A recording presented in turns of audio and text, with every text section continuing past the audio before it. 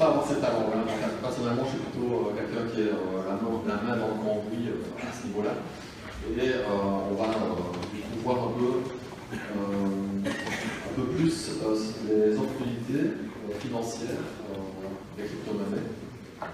D'ailleurs, vous avez fait une excellente introduction à ça. Et je dois avouer que moi aussi j'ai des regrets. En 2010, j'étais encore ici à l'UNIF. Et la seule expérience boursière que j'avais, c'était les soirées boursières à HEC par l'année. Et donc, je ne pensais pas du tout au Bitcoin à ce moment-là. Mais c'est en 2010 que j'en entends parler la première fois. Mais en fait, c'est comme dans 99% des gens qui entendent parler du Bitcoin, parce qu'il n'y avait que ça à ce moment-là, on balaye ça à la main du premier coup. Et j'ai rencontré des centaines de personnes et je ne connais pas une personne qui du premier coup s'est dit c'est une invention géniale.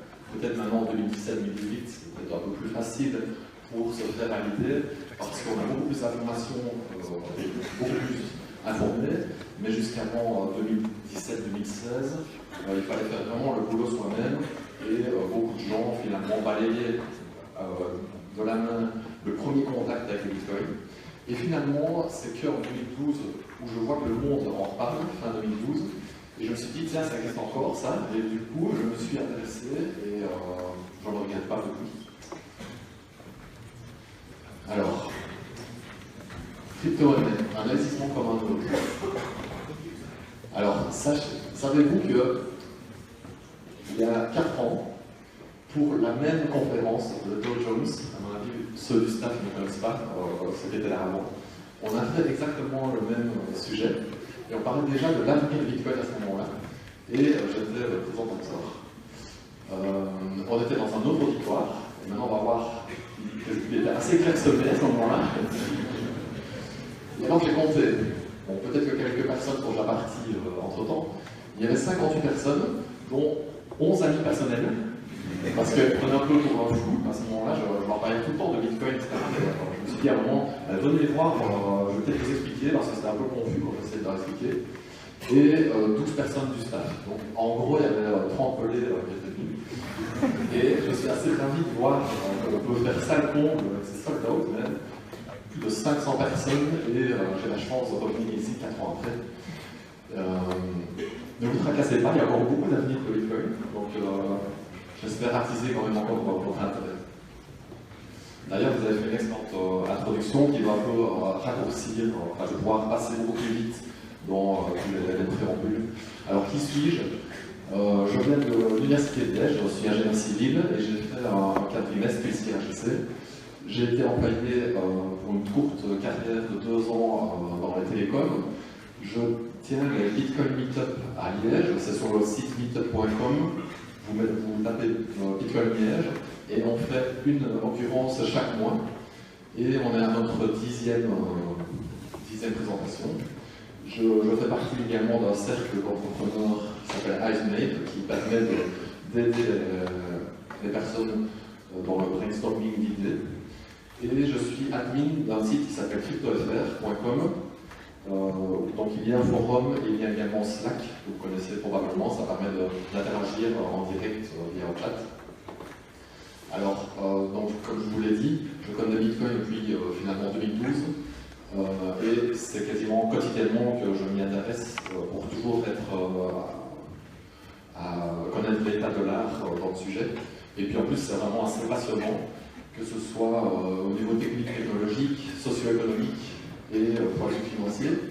J'ai coaché des dizaines de traders qui sont devenus professionnels et j'ai mentoré des centaines d'investisseurs. Et je suis en train de créer un hedge fund qui sera axé crypto. Je serai un parmi les 200 qui existent, parce que ça, il y a un chiffre qui s'est mis à jour. On a plus de 200 hedge funds maintenant qui sont axés sur le crypto. Donc moi, je suis plus collé au corps avec le prix de ces assets. Et on va y venir, et c'est d'ailleurs pour ça qu'on m'a contacté, afin de parler des crypto-monnaies en tant que qualité d'investissement. Alors, qui sont...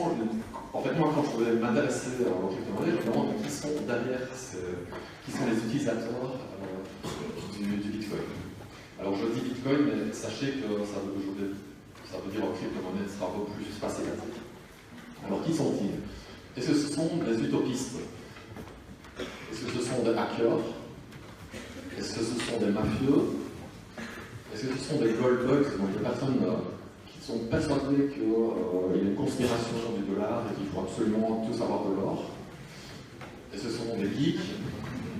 Est-ce que ce sont de futurs traders professionnels qui, parce qu'ils ont gagné 500 € overnight, ils se croient prêts à virer leur patron, puis après ils ont une mauvaise nouvelle, ils vont revenir au boulot quand même? Est-ce que ce sont des vendeurs de tupperware? Alors, c'est un peu, on a pris en fait pour tous ces caractères-là, quitte à me prendre pour un marchand de tapis qui pousse les portes, on a pris pour un mafieux, etc. Donc pendant des années, c'était assez compliqué d'en parler. Et finalement, maintenant on fait ça et on peut enfin libérer la parole à ce sujet-là. Alors, en fait, c'est à peu près un peu de tout. Pour ce qui est de la criminalité, il y a des études assez récentes qui montrent que c'est vraiment marginal au niveau des crypto-monnaies. On peut parler de 2-3% d'argent occulte noir qui est basé sur le Bitcoin et autres. Et donc finalement, il y a un peu de tout. Mais le plus de personnes en réalité, c'est des gens comme moi, des gens totalement lambda, qui sont bêtement intéressés au sujet. Alors, en effet, c'est une fibre technologique, donc il faut évidemment baigner dans Internet et les nouvelles technologies, mais ça fait partie du monde maintenant. Hein. Quand on a vu Netflix, il y a tout balayé, il y a eu des statistiques récentes où finalement il y a plus en Amérique de gens qui vont passer du temps à regarder Netflix que les chaînes nationales. Donc en fait, le monde est devenu digital. Donc je pense qu'il faut avoir cette fibre-là, vivre dans le monde présent, ou alors on commence à quasiment être marginal dans ce monde. Donc finalement, les gens lambda qui s'intéressent aux technologies, c'est quand même une grande majorité de la population.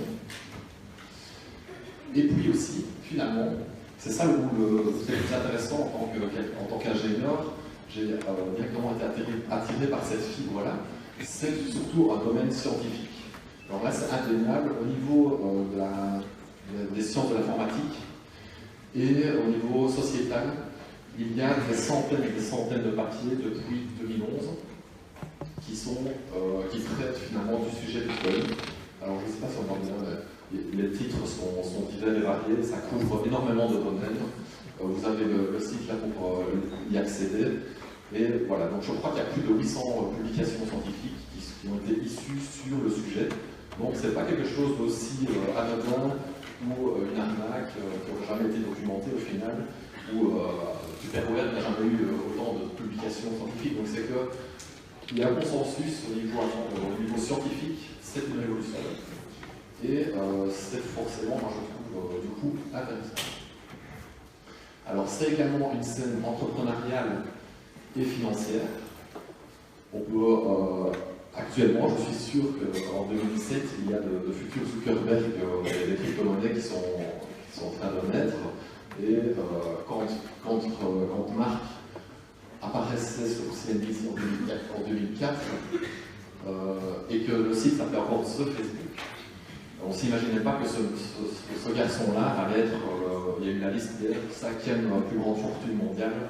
Donc comme quoi le monde est extrêmement changeant et ça risque d'arriver également, je pense, que le crypto-monnaie également. C'est une activité financière où des milliards ont été investis depuis 2014 d'argent de seed investing, donc des investisseurs de capitaux à risque dans les premières levées de fonds. Mais on va entrer dans le vif du sujet. Est-ce que c'est un investissement comme un autre? Et alors, moi personnellement, je me suis toujours jamais posé la question. Pour moi, c'est un investissement totalement comme un autre. Donc du coup, j'ai un petit peu réfléchi et j'ai créé ici une présentation, une hypothèse un peu originale. Elle est originale et je pense qu'elle va bien expliquer finalement ce que c'est. Donc, est-ce que c'est une nouvelle classe d'actifs? Et c'est pas moi qui le dis, beaucoup de gens l'ont déjà dit, donc à ce niveau-là, c'est pas totalement nouveau. Donc, soit Business Insider, Forbes, Benzinga, Barclays, donc des grandes banques immenses d'affaires, ou des boîtes d'analystes comme Ark Invest, ils sont plus ou moins d'accord maintenant que Bitcoin est une nouvelle classe d'actifs. Et ça, personnellement, moi je le disais depuis quelques années. Bon, voilà, je suis qu'un citoyen lambda. C'est en effet maintenant listé sur des banques, sur des bourses énormes. Le CME, qui est, on va dire, c'est la plus grosse bourse pour tout ce qui est matière première. C'est à peu près là que le prix des matières premières se décide pour le monde, que ce soit l'or, le pétrole, etc.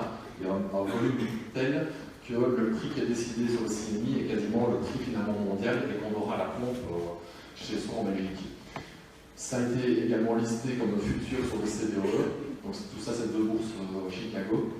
Sur le Nasdaq, alors depuis 2015 en fait il y a un ETN, ça s'appelle, donc c'est un produit financier Bitcoin qui existe quand même déjà depuis quelques années. Donc pour ceux qui sont ici membres du Nives Group, vous aurez pu déjà acheter des Bitcoins, ça vous aurait fait le fameux retour. Mais vous avez dit que vous étiez, je pense, sur les marchés américains, et sur le marché américain, il y a pareil, le Bitcoin Investment Trust, le ticker c'est GBTC, et il existe depuis 2015. Et j'ai fait un groupe d'investissement avec des amis, et j'étais le seul à mettre un tout petit peu de pourcentage dans le Bitcoin, genre 1 ou 2% spéculatif, d'un portfolio assez balancé d'actions principalement et d'obligations. Et ce quelques pourcentages de Bitcoin ont fait des retours faramineux de x10, x12, pendant qu'eux ont fait 60%. Quoi. Donc c'était un investissement spéculatif, facile à dire après coup, mais je pense que c'était des yeux fermés. On peut voir en fait l'investissement dans le Bitcoin comme étant comme une option, c'est-à-dire qu'on peut miser une certaine somme, au pire on perd sa mise, 100% de sa mise, pour une raison X ou Y, un cataclysme informatique. Et au mieux, on pourrait gagner des dizaines de fois, des centaines de fois sa mise. Donc je pense que c'est un pari asymétrique qui est encore d'actualité maintenant. Je pense qu'on sera encore dans ce cas-là, et vous allez voir pourquoi. Donc ça veut dire qu'on peut mettre quelques pourcentages de son portefeuille, de son épargne, en se disant, ben voilà, moi je suis prêt à perdre ça, mais en retour, il y a un reward potentiel quand même très important. Alors comme vous l'avez dit, il y a une petite mise à jour, donc ça c'est le nombre de hedge funds en mauve. On est passé à une activité assez folle en 2017-2018, et je fais partie de cette future mondiale. Et donc il y a plus de 200 hedge funds actuellement qui gèrent entre 3 et 5 milliards de dollars. Et je pense qu'il y a quand même beaucoup d'autres gestionnaires de fortune qui ne sont pas listés, qui gèrent aussi quelques milliards d'argent fortuné. Alors, pour définir une classe d'actifs, on va reprendre un peu la base pour ceux qui ont un cours à ce niveau-là. Il faut que cette classe d'actifs ne bouge pas en fonction des autres. Alors, ce tableau-là le montre bien. Ce qui est entouré en noir, ce sont différentes crypto-monnaies. On a Bitcoin, Ethereum, Ripple, Litecoin, Stellar, etc. Et on peut voir qu'ils sont très fortement corrélés, c'est chaud, c'est rouge. Donc on peut dire qu'il y a une classe comme ça de crypto-monnaies qui sont corrélées entre elles. Et par contre, après les dernières colonnes, c'est le SP500, donc c'est l'indice américain. C'est la dernière colonne l'or et la dernière colonne les obligations. Et on peut voir qu'il n'y a presque pas de corrélation. Le chiffre est quasiment proche de zéro. Et donc, on peut voir que les crypto-monnaies sont en train de fluctuer, de varier, sans être finalement impactées et qu'elles aient une quelconque corrélation avec le marché américain ou l'or ou les obligations. Alors pourquoi c'est important ce comportement-là et pourquoi il est nécessaire? Parce que si on veut finalement reproduire des performances du Bitcoin, on doit obligatoirement l'acheter, on ne peut pas le synthétiser. Si imaginons le Bitcoin baisse quand le marché action monte, il suffit finalement de faire des positions inverses au marché action et on a un comportement synthétisé Bitcoin. Donc en fait, on est obligé d'en détenir, ce qui en fait finalement une classe séparée. Et ça en fait également un attrait pour ceux qui investissent au début, parce qu'il y a une forte demande pour cet actif. Alors d'autres chiffres, on peut voir que c'est très peu corrélé avec les assets safe et risqués. On voit qu'on ne dépasse jamais le taux de corrélation de 0,2, donc on est toujours quasiment neutre sur plein d'autres actifs, que ce soit donc des terres du Forex ou d'autres marchés européens, etc. Alors, on va reprendre la base. Il y a 5 grosses classes d'actifs. Il y a ce qu'on appelle le cash, donc les bons de trésorerie. On a les actions, équité. On a les obligations, ce sont des prêts que l'on fait. On a l'immobilier, real estate, et on a les commodités, donc l'or, le maïs, etc. Donc ça, c'est 5 énormes classes d'actifs. Alors, est-ce que le Bitcoin est une matière première? Est-ce que ce serait l'or 2.0? On entend parler souvent de ça. Est-ce que c'est un or digital? Est-ce que c'est une monnaie?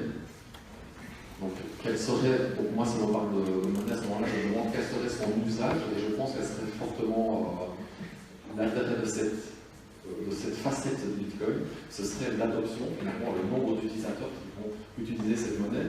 Pourquoi? Parce qu'une monnaie, pendant presque toute notre histoire, elle a été décrétée par l'usage. C'est que quand les gens ont commencé à utiliser de l'or ou des coquillages, que c'est devenu une monnaie, et ça n'a jamais été décrété comme tel, sauf dernièrement avec les monnaies fiduciaires que l'on connaît. Ou bien est-ce que c'est plutôt lié comme étant une action, comme si on investissait dans une révolution technique, comme si on avait une part dans une start-up technologique? Et vous savez, comme Jean-Luc l'a dit, qu'il y a 21 millions de bitcoins, il n'y en aura pas plus. Donc finalement, détenir un bitcoin, ce serait détenir un 21 millionième d'une start-up technologique. Moi, je pense que c'est les trois. Je pense que finalement, les crypto-monnaies sur des blockchains publiques, donc comme le Bitcoin, sont à la croisée de ces trois facettes-là. Et je pense qu'on peut du coup appeler ça une nouvelle classe d'actifs. D'un côté, on a le Bitcoin comme étant une matière, c'est comme de l'or. Cet or est utilisé par des personnes pour s'échanger de la valeur, et à terme, ça pourrait devenir finalement une monnaie, mais ce ne sera que par l'usage et l'observation de ce comportement qu'on pourra dire que c'est une monnaie. Et finalement, c'est également faire partie d'une évolution technologique qui va quand même apporter des plus-values pour sociétales et pour le bien commun. Et dernier point là. Alors, je vais reprendre maintenant facette par facette et expliquer pourquoi. Donc maintenant, on va parler de la matière première. Bitcoin, en fait, il est basé sur 3 principes à ce niveau-là. Il y a une fonction de cryptage. Ça, c'est ce qui permet de ne pas aller violer le compte d'autres personnes. Donc, c'est ce qui est utilisé pour créer les comptes Bitcoin et le mot de passe qui est afféré à ce compte Bitcoin. Donc on appelle ça une private key pour une adresse publique. Et ça, c'est le CDSA, et c'est actuellement inviolable. Et c'est décrété comme étant totalement inviolable, donc c'est sécure. Pour moi, je pense que ce sera aussi dur finalement que de l'or, plutôt dans ce cas qu'un coffre-fort, où on ne saura pas venir subtiliser les bitcoins que j'ai. Alors ensuite, il y a la fonction de hachage, c'est ce qui permet de certifier que la chaîne de blocs du bitcoin, et d'ailleurs maintenant on est à 596 000 blocs, donc elle est très très longue, et toutes les 10 minutes s'ajoute un bloc. Cette fonction de hachage, c'est le SHA-256, et elle est réputée aussi comme étant inviolable, ce qui veut dire que la blockchain du bitcoin, je suis sûr que je ne peux pas venir falsifier des données dans le passé. Donc ça, c'est important pour moi de me dire que si j'ai 10 bitcoins qui sont dans un coffre-fort inviolable, les 10 bitcoins ne seront pas pour une faille technique sortie du coffre-fort sans que je m'en rende compte.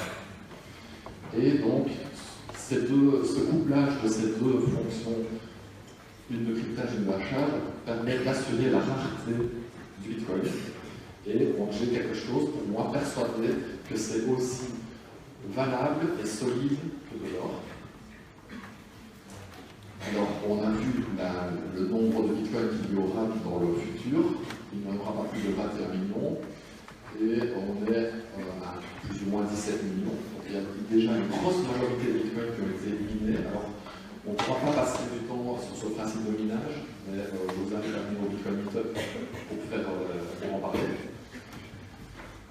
Et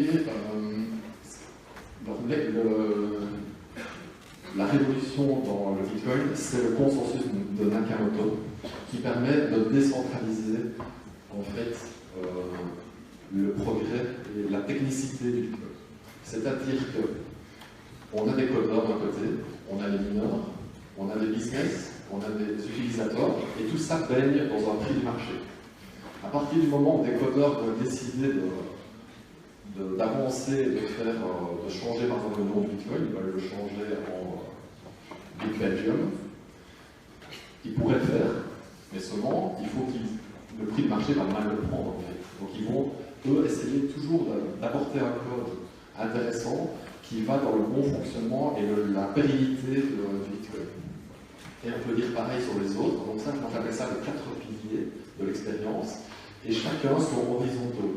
Il n'y en a pas un qui est plus important que les autres, parce que si un était vraiment plus important que un des 4 autres piliers, ce serait un point faible de l'expérience.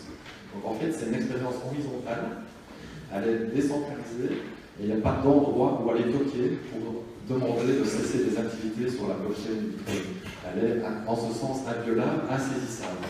Il n'y a pas de point d'accès, pas de personne de confiance, ou par exemple pour une raison X ou Y, le FBI pourrait demander, voilà, cette transaction qui a été faite, il faut absolument la changer. Il n'y a pas de porte, c'est impossible, donc c'est vraiment insaisissable. Et en cette qualité-là, je suis encore plus persuadé que les bitcoins que j'ai sont aussi valables que de la matière première qui m'est privée. Alors maintenant, la facette monnaie. Alors là, si je réagis, si je réfléchis en tant qu'investisseur qui pourra un retour financier, je vais essayer que ma monnaie soit le plus adoptée. Alors, comme je l'ai dit, une monnaie devient monnaie que par l'usage, elle n'est pas décrétée, sauf dans le cas des monnaies fiduciaires qu'on a dans notre portefeuille. D'ailleurs, l'inventeur du Bitcoin ne mentionne pas le mot monnaie ou currency quand il décrit le Bitcoin. Il dit que le Bitcoin est du cash, mais il ne dit pas que c'est une monnaie. Et je pense que c'est important. Quand on va voir la définition du cash, c'est valeur au porteur. Donc comme le billet de 10 €, c'est du cash parce que je peux le donner et le transférer, donc je vais transférer de la valeur. Et je pense que le créateur de Bitcoin, quand il crée et qui donne cette invention-là à l'humanité, il ne dit pas que c'est une monnaie, mais il dit que c'est une valeur. Comme ça, il ne donne pas, il ne décrète pas lui-même que ce sera une monnaie. Et je pense que, en fait, petit aparté à ce niveau-là, quand on regarde dans les médias, 99% des débats, c'est crypto-monnaie, le Bitcoin, la monnaie virtuelle. Et je pense que c'est se méprendre. Premièrement, c'est se préoccuper que de la facette monnaie, alors qu'on en a deux autres qui sont très importantes. Et deuxièmement, ça n'a jamais été décrété comme une monnaie, ce sera une monnaie que si on l'utilise dans ce sens-là. Et je pense que 95% des débats sont basés là-dessus. Et c'est très facile de démontrer que Bitcoin n'est pas une monnaie, mais ça ne veut pas pour autant dire que ce n'est pas un investissement valable et que ce ne sera pas une invention valable et utile pour une révolution technologique. Je vais faire ma parenthèse. Alors, d'ailleurs, il compare Bitcoin comme étant un métal gris ennuyant, qui ne sert à rien, qui ne conduit pas l'électricité, qui ne brille pas, mais à part qu'il est transmissible via les canaux de télécommunication, ce qui lui donne une propriété magique. Et basé sur ce concept-là, on peut y voir des développements économiques, de transfert de valeur, on peut attacher à la valeur des titres de propriété, etc. Donc ça, c'est encore des surcouches possibles à cette activité-là. Alors, niveau usage, on est à peu près 300 000 transactions en moyenne par jour, ce qui fait à peu près 4 par seconde. Et ça transfère, actuellement, on est dans une moyenne de 1 milliard de dollars qui est échangé sur le réseau Bitcoin entre participants Bitcoin. Donc ce ne sont pas des dollars qui sont échangés, ce sont des Bitcoins qui sont échangés pour une valeur équivalente de 1 milliard de dollars. Et on peut voir qu'il y a eu un pic fin 2017, notamment parce que le prix du Bitcoin est beaucoup plus cher, c'est 2 fois plus cher que maintenant, mais aussi il y a eu énormément de transferts entre des échanges, etc. Et on est arrivé à un maximum de 4 milliards. Et on a mis longtemps pour dépasser le premier milliard. le premier milliard, et ça s'est fait au mois de mai. Et on peut voir ça on peut expliquer ça techniquement sur des graphiques. Alors, quand je pense adoption, je vais penser les S-curves. En fait, je pense que l'opportunité de Bitcoin se trouve là. C'est dans une future adoption en S de la technologie. Alors, on connaît tous des technologies comme le téléphone, la TV, l'électricité, les voitures, etc. Et on peut voir qu'au fil du temps, les adoptions deviennent de plus en plus verticales. Le S se fait de plus en plus vite. On a une hausse en hockey-stick, comme on dit en anglais. Et évidemment, les dernières grosses adoptions, ce sont toutes des technologies IT digitales. Donc ce sont les social media, smartphones, les tablettes. Les tablettes, c'est celle qui a eu la plus grosse adoption en S. Et Bitcoin, il y a eu un sondage dernièrement aux Pays-Bas, à peu près 5%, je ne sais pas si c'est mon micro qui fait du bruit. Okay. Donc aux Pays-Bas, à peu près 5% des citoyens ont dit avoir détenu des crypto-monnaies.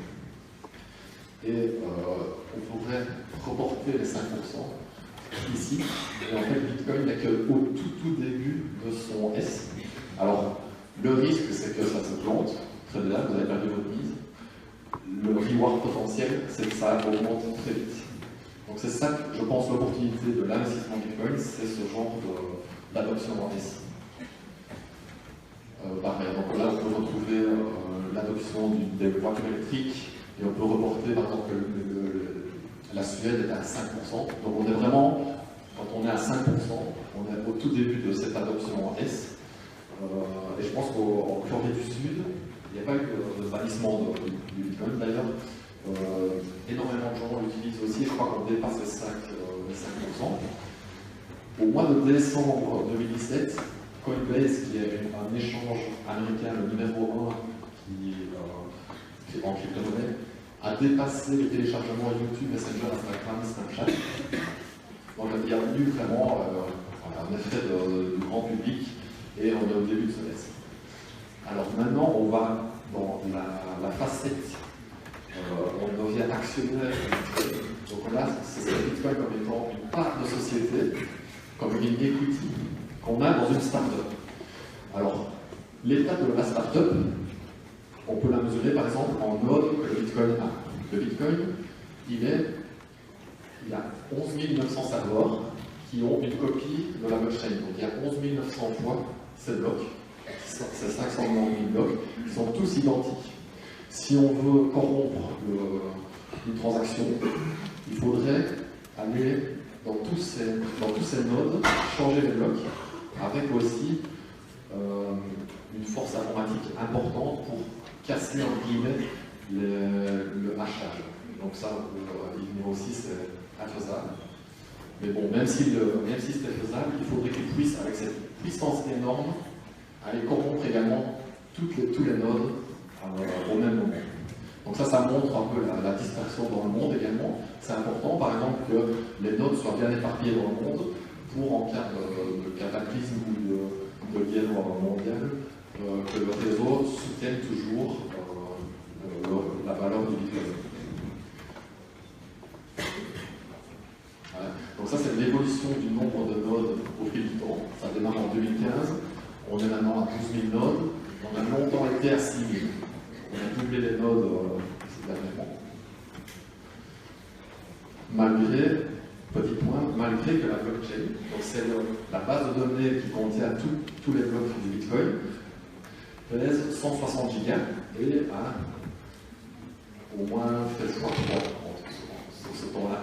Donc en fait, les nodes qui doivent détenir cette blockchain de 160 gigas, ça demande quand même un peu de ressources informatiques et de stockage. Malgré ça, le nombre de nodes a quand même augmenté.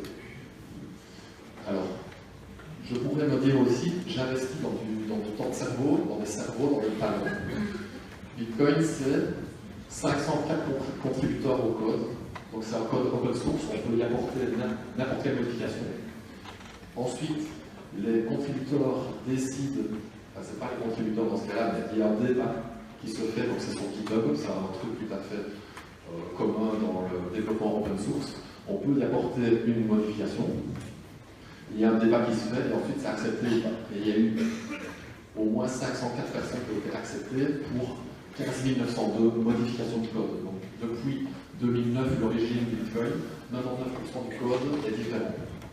Malgré tout, les tout premiers blocs qui ont été créés en 2009 sont toujours compatibles avec les blocs d'aujourd'hui. Donc à ce niveau-là, c'est la ligne dans le sable à ne pas dépasser, c'est qu'on doit toujours garder l'intégrité de la blockchain qui est produite par les protocoles.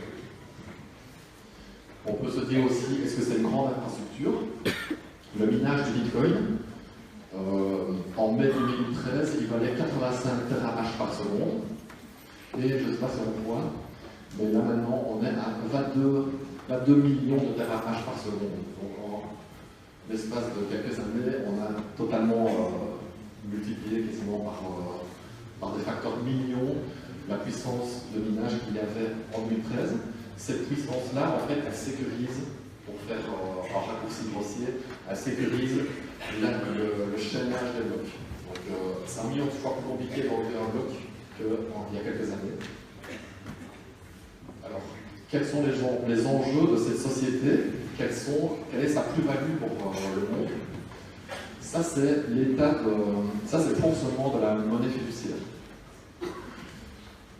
C'est un peu compliqué, et je ne vais pas entrer dans le détail, mais actuellement, ce qui se passe, c'est qu'on a des modèles, on a deux types de modèles pour transférer la valeur euro ou dollar. On a des modèles en 4 points, donc ce sont des virements de banque à banque qui doivent faire des chocs de compensation, etc.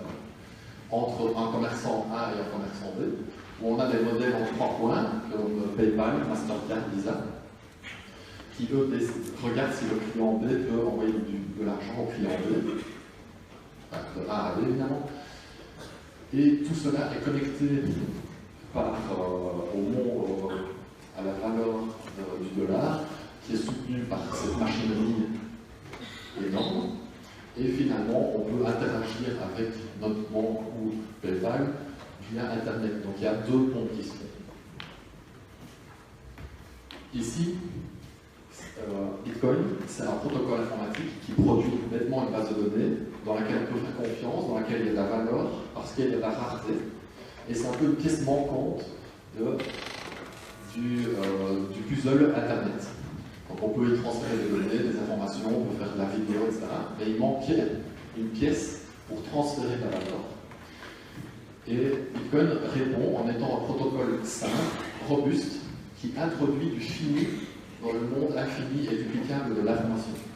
Je pense que ça, c'est l'enseignement à tirer, c'est la plus-value que le Bitcoin apporte, ou d'autres crypto-monnaies, c'est apporter du fini dans un monde qui est complètement infini. Et les applications sont assez majeures. On n'arrivait pas à avoir ce principe de finitude dans la duplication des données, des vidéos, des images, etc.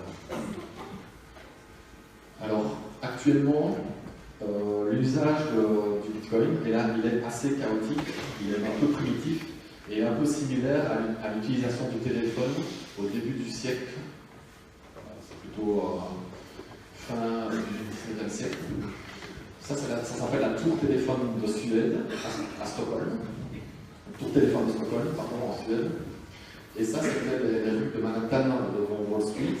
Et on peut voir qu'à ce moment-là, l'usage assez primitif des canaux de télécommunication, on tirait tout simplement en fait une ligne de chez soi vers ses parents et de chez soi vers sa copine. Et en gros, on créait 2 lignes et ça obscurcissait carrément le ciel des lignes. Et c'est un peu ce qui se passe maintenant avec la blockchain. On a compris que c'était un élément important dans lequel on avait des avoirs de beaucoup de personnes dans le monde. Et on veut tous interagir avec.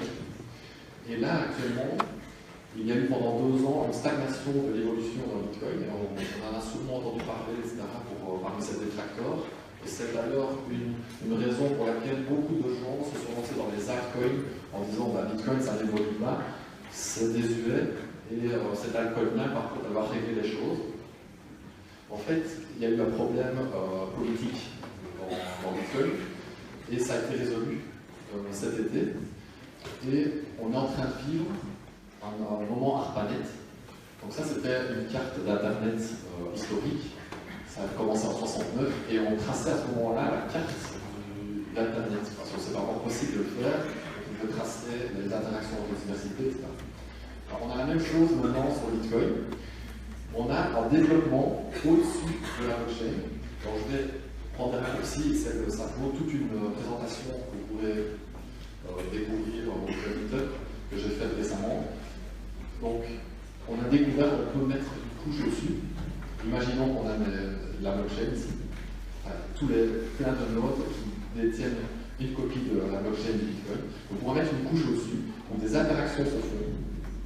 Et finalement, quand on veut vraiment entrer une donnée, on la met dans la blockchain. Donc, on prend l'exemple de Jean-Luc, qui avait payé 19 € pour être dans la blockchain, pour actionner le micro-ondes qui faisait ses pop-corn, qui coûtait 2 € à la base.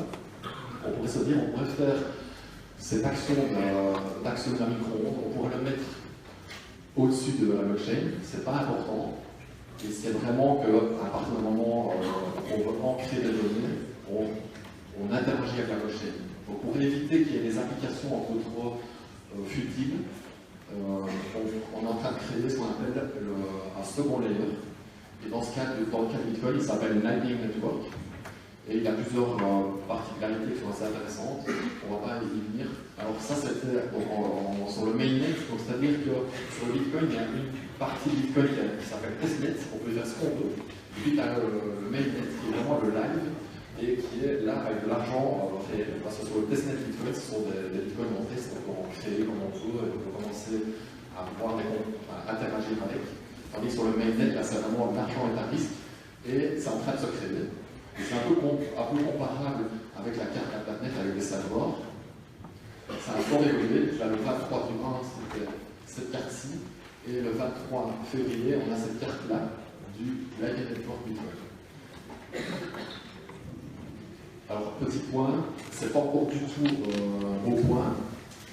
Et il y a déjà une mise à jour qui va rebooter totalement le réseau. Donc, pour l'instant, il est vraiment, les gens le savent, donc il a déjà beaucoup de succès, mais on sait que dans quelques mois, on va devoir tout repartir de zéro. Et c'est pas prévu, donc c'est pas un problème. Donc là, c'est juste un test sur le mainnet.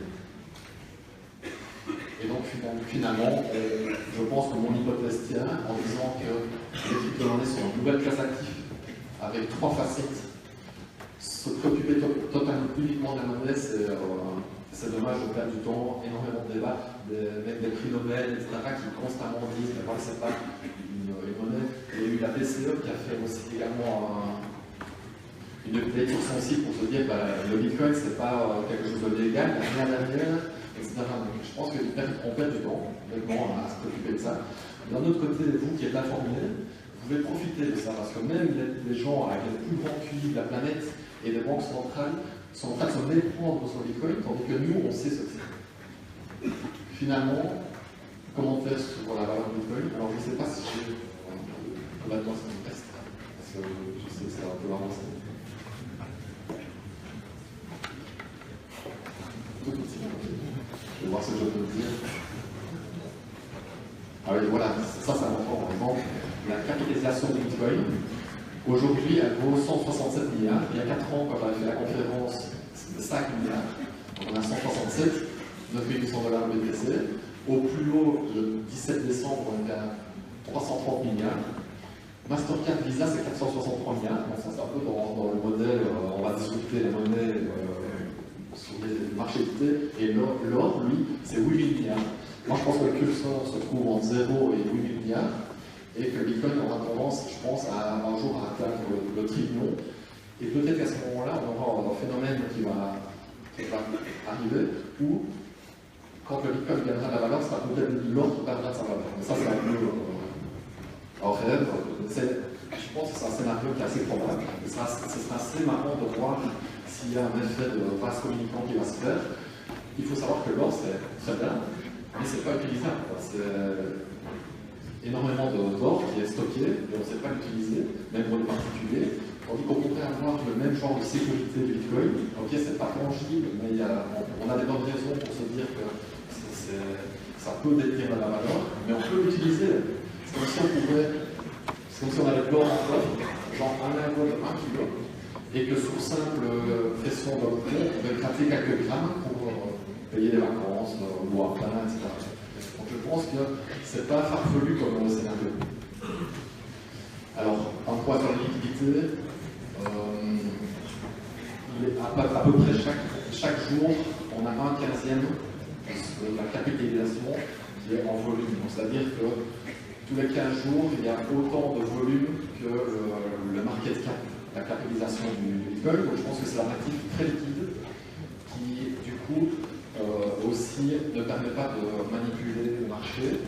Bon, il y a peut-être des problèmes à ce sujet, mais moi, en tant qu'observateur, je n'ai jamais remarqué ce problème-là. Voilà, alors, le dernier point encore, est-ce que c'est une hype?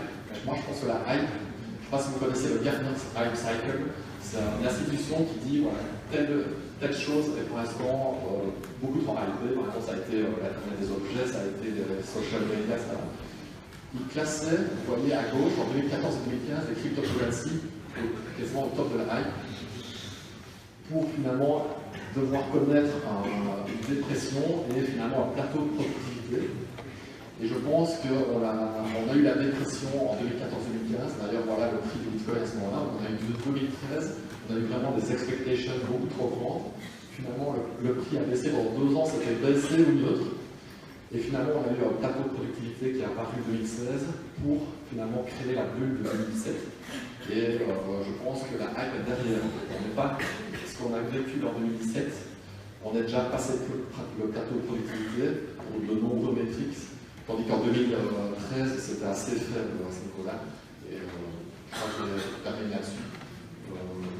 Un point aussi encore important, 2015, c'est la CFTC, c'est un organe fédéral américain qui a décrété que le Bitcoin était une commodité. Donc en fait, il faut savoir qu'après 2015, donc moi je connaissais 2012 jusqu'à 2015, on ne savait pas ce qui allait tomber sur la tête Bitcoin, si ça allait être un cataclysme régulatoire, etc. Et finalement, on a vu le bout du tunnel et la lumière quand un organe fédéral a dit ça c'est une commodité. Et c'est un scénario qu'on a personnellement joué, c'est qu'à partir de 2015, on allait avoir des institutions qui allaient pouvoir parler du Bitcoin sans être de façon tout à fait business et corporate. Et c'est ce qui s'est passé à partir de ce moment-là. Ça a démarré un rallye haussier qui est passé de 400 $, à 20 000 $. Donc là, on a eu la théorie de Dow, je vous invite à voir, parce que c'est assez amusant vu qu'on est au Dow Jones. En gros, il y a une accumulation, entrée de professionnels du public et une distribution. Je pense qu'il y a eu une accumulation en 2015, 400 $, pour monter jusqu'à 20 000 $, la distribution actuelle, et je crois qu'on va en résister là.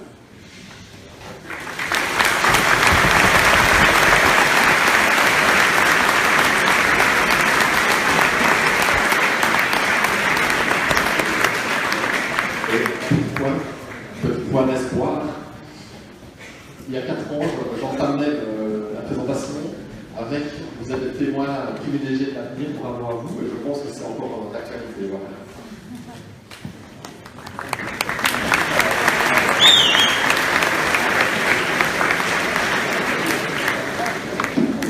Donc voilà, merci à nos orateurs et à Mme Souguier pour cette vision assez globale dans les cas de blockchain et de la crypto-monnaie. Malheureusement, nous sommes un peu rattrapés par le temps, donc on va procéder à une courte séance de questions-réponses. Donc, j'ai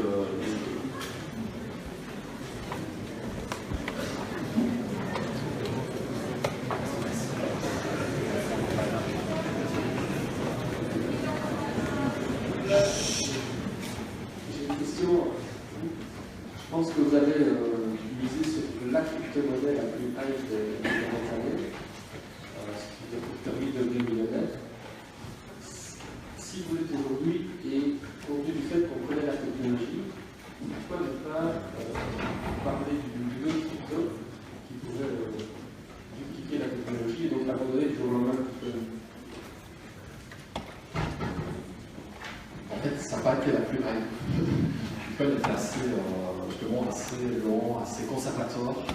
Et ça n'a pas été celle qui a eu le plus de hype du tout. Donc j'ai plutôt été, on va dire, fondamentaliste sur les fondamentaux. Et alors, comme j'ai expliqué, je pense qu'il y a eu beaucoup de... Donc en fait, il y a une chose à savoir. Il y a Bitcoin, Altcoin, je ne sais pas si on dit ça. Parce que Bitcoin, il est né en 2009, il ne valait rien du tout pendant un an et demi. Donc il n'y a jamais eu de vocation au créateur d'avoir directement de l'argent. D'ailleurs, le créateur on ne le connaît pas, il a disparu. Il a laissé ça comme une invention donnée à l'humanité. Tandis que les altcoins ne connaîtront jamais ce moment de distribution de savoir zéro. Elles valent déjà de l'argent avant même de créer le projet. Donc on peut se dire que sur les 1500 qui existent, et il y en a mis, enfin on a mis 10 000, il y en a déjà eu 8 000 qui sont morts. Sur les 1500 qui existent, lesquels étaient vraiment nécessaires. Pourquoi c'était absolument nécessaire? Et on peut dire que sur les 1500, je pense qu'il y en a plus de 1000 ou 1200, c'était juste, peut-être inconsciemment, à part le créateur, mais complètement faire un coût financier.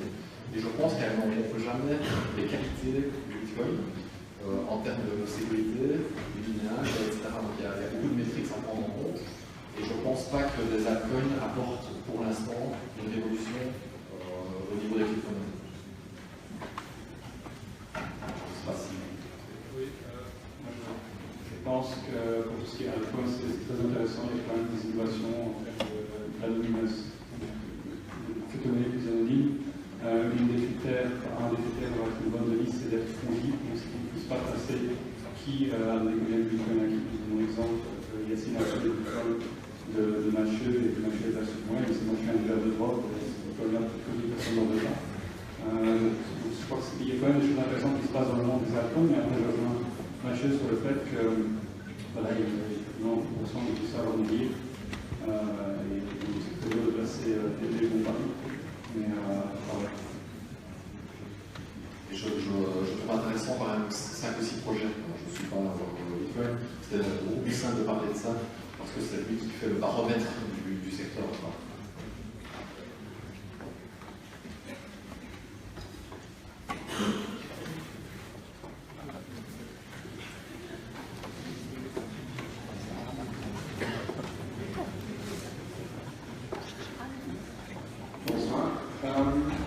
Moi, je me demandais, au vu de l'évolution de l'importance d'utilisation des crypto-monnaies, est-ce que, dans le futur, évidemment pas aujourd'hui, est-ce qu'on peut imaginer que ces taux de variation des crypto-monnaies vont influencer le taux de variation des monnaies fiduciaires, telles que l'euro et le vin, et potentiellement avoir un coût, je sais pas, $1 dans le futur? Ça existe déjà avec $1. Surtout que les cryptos sont face au dollar aussi. Je pense que c'est beaucoup trop petit. Le Bitcoin c'est 300 milliards. Les monnaies fiduciaires c'est vraiment énorme. Déjà l'or ça paraît déjà inatteignable. Et se dire à un moment donné que Bitcoin pourra avoir une conséquence sur l'or, c'est déjà du rêve quasiment utopique. Mais donc, au niveau des monnaies fiduciaires, je ne pense pas que ça aura d'impact. Ça pourra peut-être accélérer les faillites de dérives despotiques dans des pays où les gens pourront finalement se dire, pendant le cas du Venezuela, où les gens détiennent le bolivar, ne peuvent pas sortir alors que leur monnaie est en train de se dévaluer très fort et ils ne peuvent pas convertir. Donc ça c'est une caractéristique des pays communistes, c'est qu'ils interdisent l'accès aux marchés financiers globaux. Donc les pauvres citoyens du Venezuela ne peuvent pas même avoir des actifs qui pourraient s'apprécier fortement face au bolivar qui est en train de s'écraser. Ils sont complètement prisonniers d'une prison dorée. Et donc le Bitcoin pourrait peut-être, comme l'or, souvent, parce qu'à ce moment-là, je pense que sur le marché noir, il doit y avoir de l'or qui s'achète pour peut-être protéger de l'hyperinflation. À ce moment-là, peut-être que les gens pourront le faire depuis leur ordinateur chez eux, tranquillement, sans devoir passer par des réseaux marchés, etc. Donc, je pense que le seul impact que ça pourra faire, c'est accélérer la chute des dérives. C'est la seule impact que ça peut avoir, je pense, face à la monnaie fiduciaire. Je rejoins le point. Je pense que ce qui va accélérer l'adoption de Bitcoin, là où ça doit poser un problème pour le système actuel, c'est à chaque fois que le système actuel va prendre un chiffre directement. Exemple, chiffre. Le moment où on a dit qu'il doit acheter 100 000 euros sur leur compte en banque, on va supprimer 100 000 euros. À ce moment-là, je peux vous dire que le monde du prix du Bitcoin a monté parce que voilà, il y avait une peur de perdre son argent, donc avec le Bitcoin, on détient soi-même sous, on a le contrôle sur sa banque.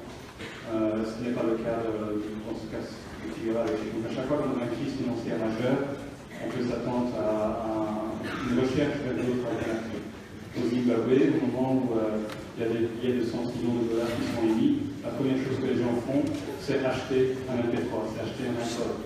Parce que l'iPod va garder beaucoup plus de valeur que les papiers qui seront imprimés la semaine prochaine par avance. Donc à chaque fois que le système actuel va foirer, je pense que là il y a une opportunité pour Bitcoin ou d'autres classes alternatives.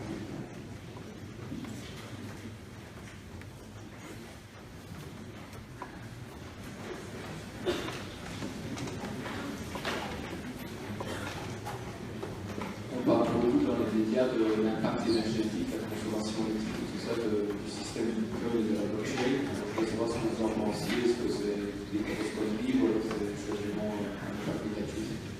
Alors il y a un lien qui a effectivement beaucoup d'électricité qui est consommée pour créer de nouveaux blocs, sans aller en détail.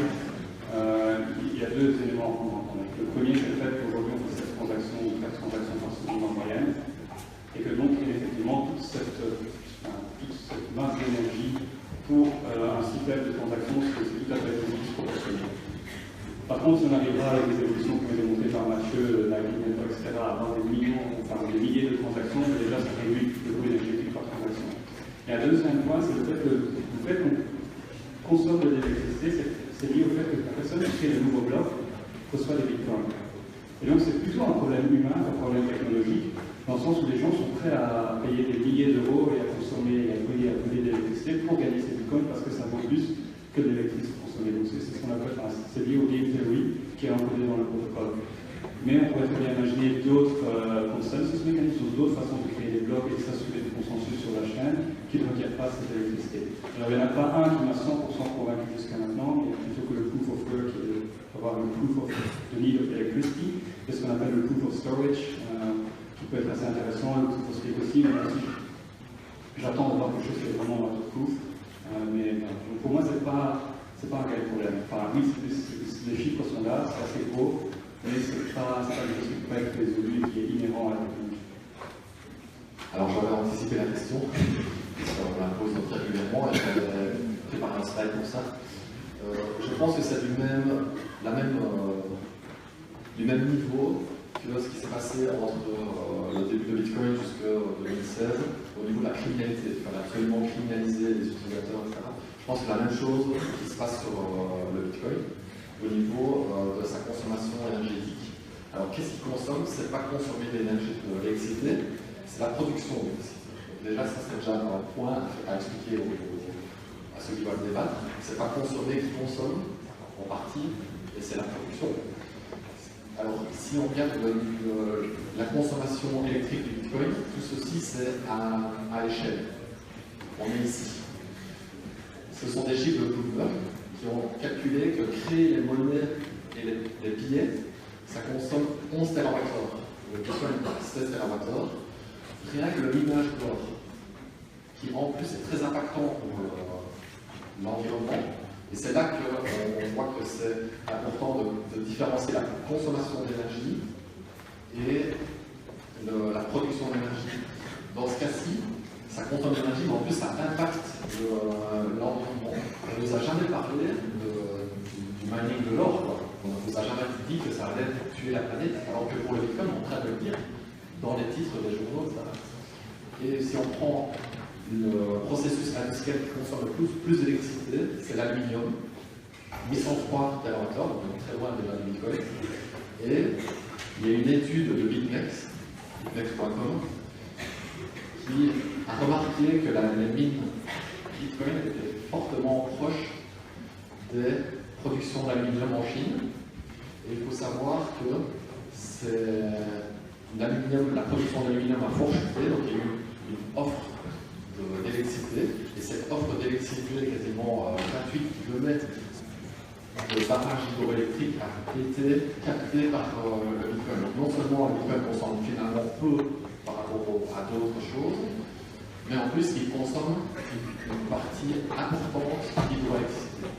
Alors je ne dis pas ça pour faire du greenwashing, je dis ça en tant qu'observateur, et je ne suis pas là pour défendre la consommation public. Voilà, je voulais juste détailler les chiffres à l'échelle, et ça permet de se rendre compte que ce n'est pas aussi Donc voilà, je pense qu'on peut applaudir encore une fois les donateurs.